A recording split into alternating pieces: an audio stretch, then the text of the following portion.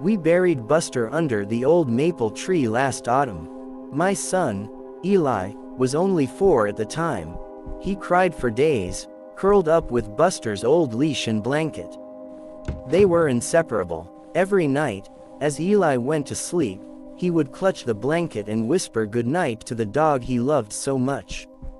I never thought that grief could hide a secret, but as the months passed, something unusual began to happen. At first the pain eased, and Eli stopped asking where Buster had gone. We thought time was healing him.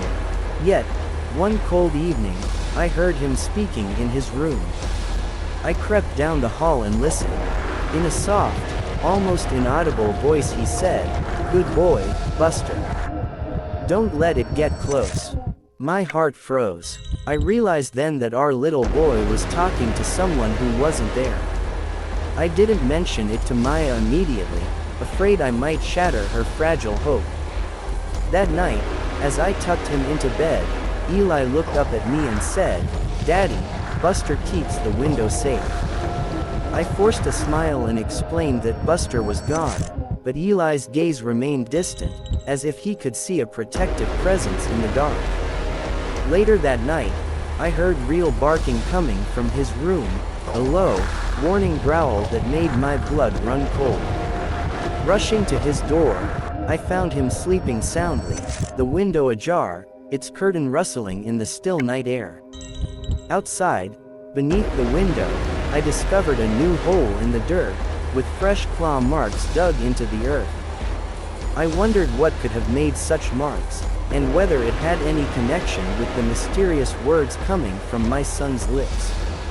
The following days were filled with dread. I refrained from discussing the hole or the strange nighttime sounds with Maya, who was already exhausted by the recent loss. Yet, the atmosphere in our home became heavy, laden with a sense of unseen menace. Determined to keep watch, I installed an old baby monitor in Eli's room, one with night vision and sound detection. I placed it discreetly on a shelf so as not to disturb his sleep, and I resolved to keep vigil until I could understand what was happening. On a particularly bitter night, I sat hunched over the monitor well past midnight. At first nothing happened. Eli slept, his small chest rising and falling in even rhythm, and only soft whimpers of his dreams could be heard.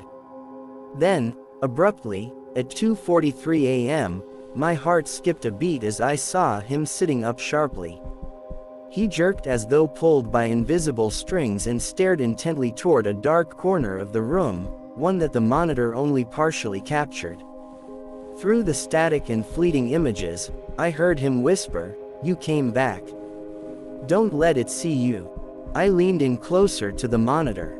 In the far corner, where the image was murky, a shape emerged, a silhouette that resembled a dog, yet was disturbingly darker and contorted in an unnatural way.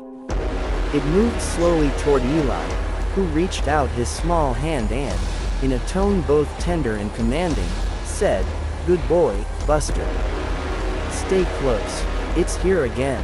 The monitor's image flickered, and for a few agonizing seconds, nothing was visible.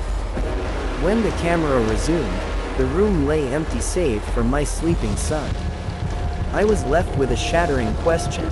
Was this entity truly Buster returned, or something else entirely? The next morning, over breakfast, I asked Eli casually if he had seen Buster during the night. With wide, uncomprehending eyes he replied, "He only comes when the other one tries to get in. He says daytime isn't safe for him." When I pressed him to describe the other one, he hesitated before murmuring, "It changes. But its face is wrong. Like it's wearing someone else's.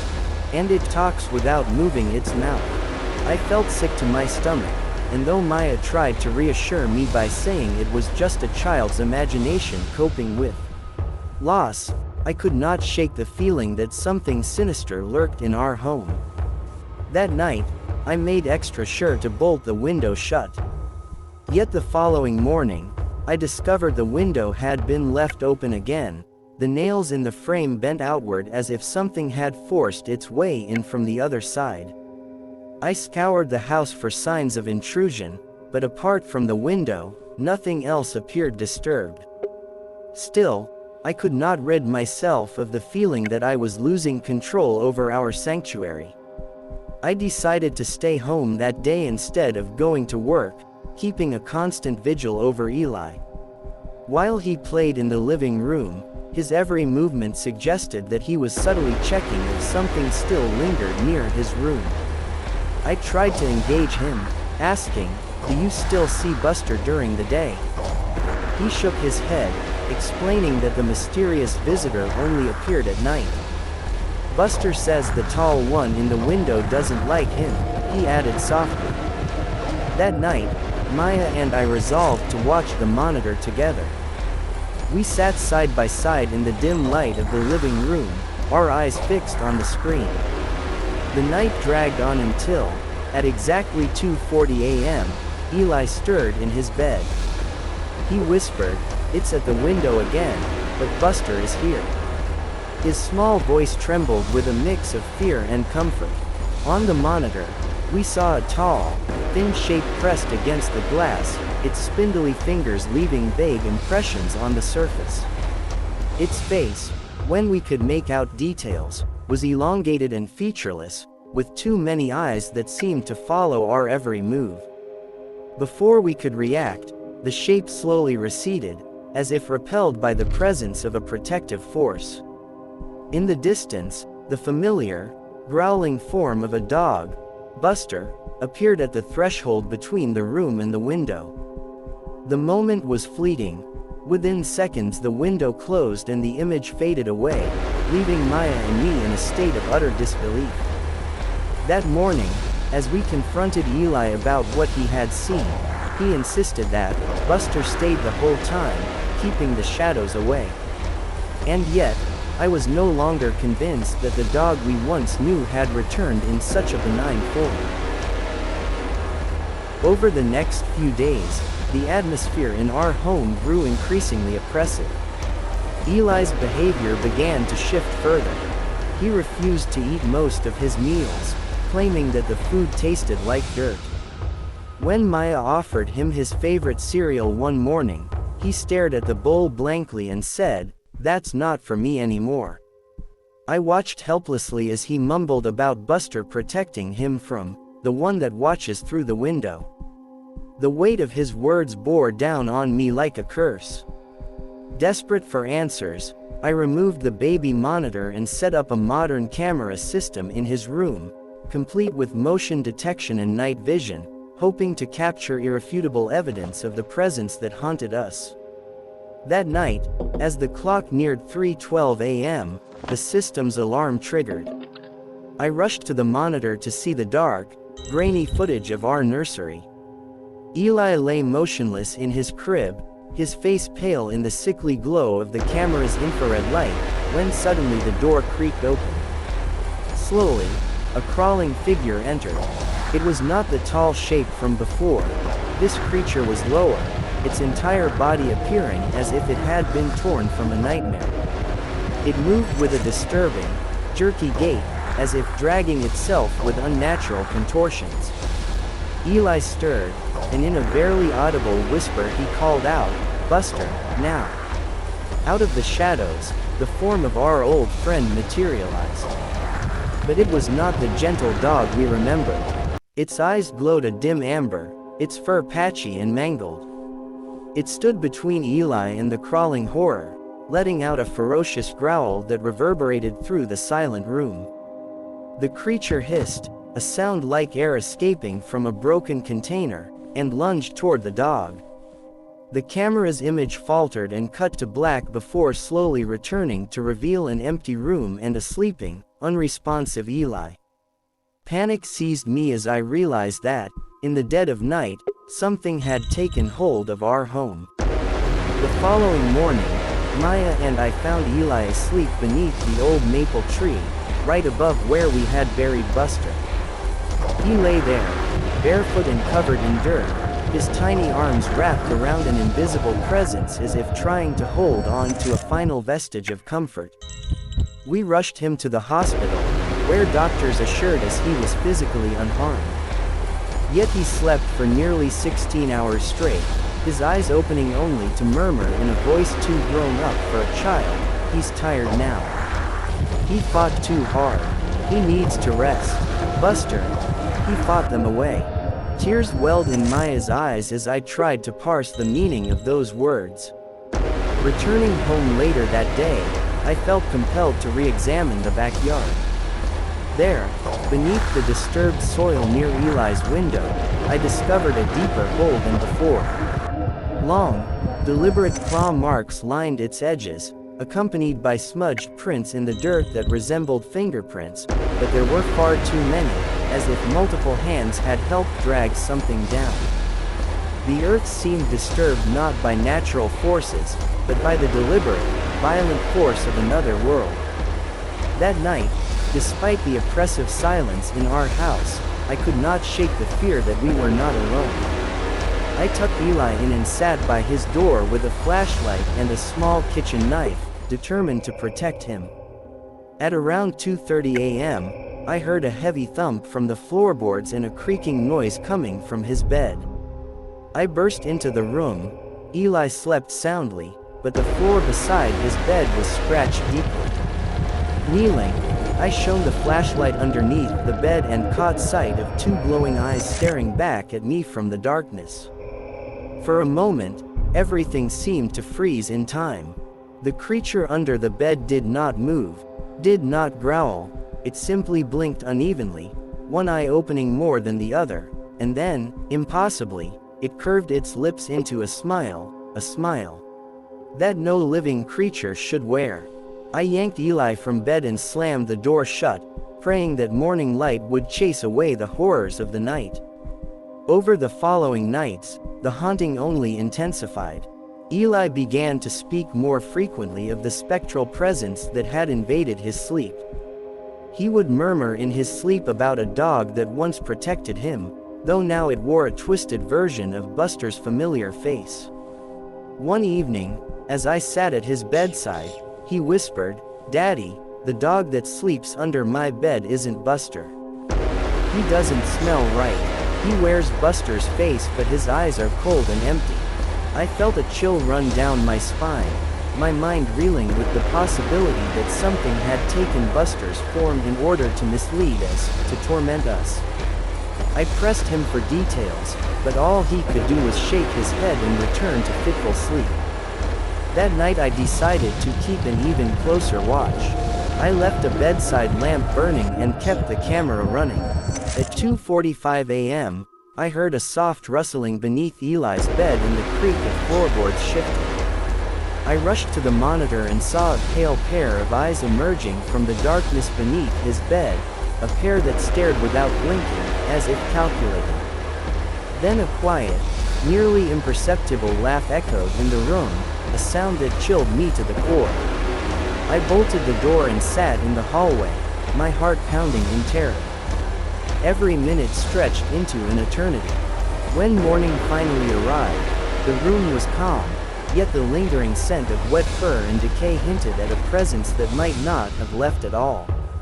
On the neatly made bed, in the center of the floor, lay one of Buster's old collars, untouched by time yet coated in a thin film of something dark.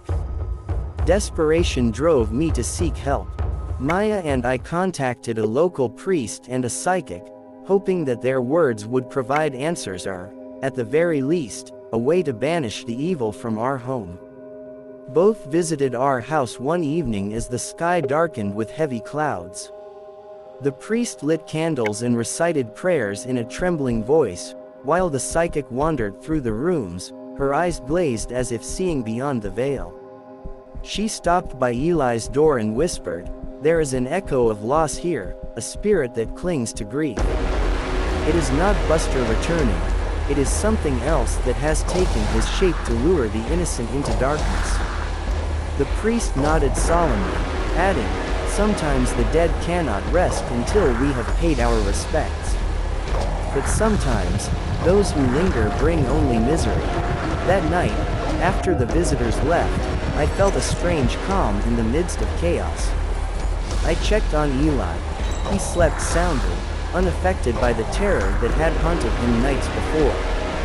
Yet in the dead silence just after midnight, I heard a soft, deliberate scratching at the window. I crept toward it and peered out. In the faint glow of moonlight, I could see a tall, gaunt figure standing just beyond the glass. Its eyes, countless and unyielding, scanned the interior as if searching for something, or someone. I closed the curtains quickly, but the impression remained: we were not alone. Over the next several days, occurrences grew more frequent. The window would be found open every morning despite being locked at night. Footprints appeared in the mud beneath the window, leading nowhere and then disappearing abruptly. Eli's dreams were filled with fragmented images of a dog with twisted features and a hollow face. One afternoon, while I was in the kitchen, I heard Eli calling softly from upstairs, "Buster, please come back." I ascended the stairs to find him seated in the corridor, his small face set in determination, his eyes reflecting a mixture of hope and fear. He explained in a quiet, trembling voice that every night, a shadow comes to visit him, the shadow of a dog that is not truly Buster but wears his guise to protect him from something worse. My heart ached at his words, and despite my terror, I vowed to protect him at all costs. One stormy night, when the wind howled and rain battered the windows, the terror reached its climax. I lay awake in the master bedroom when a violent knock echoed through the house. It was not the gentle knock of a visitor, but the heavy, insistent pounding of something trying to break in. I raced to Eli's room, where I found him huddled in his crib, eyes wide in terror. The monitor flickered on by itself, and on the screen I witnessed the unimaginable. A dark, monstrous canine figure, a twisted mockery of Buster, emerging from the shadows by the window. Its fur was matted and eyes red with fury, and it lunged toward the crib as if intent on claiming the child. I grabbed Eli and ran down the hall, my heart pounding so loud I thought it would burst. In the corridor, Maya was already waiting, her face etched with despair and determination. Together, we barricaded the door with furniture and prayed that the creature would not break through. For long minutes, we sat in silence as the relentless pounding at the door grew louder, each blow resonating like a death knell. Outside, the storm raged on, as if celebrating our torment.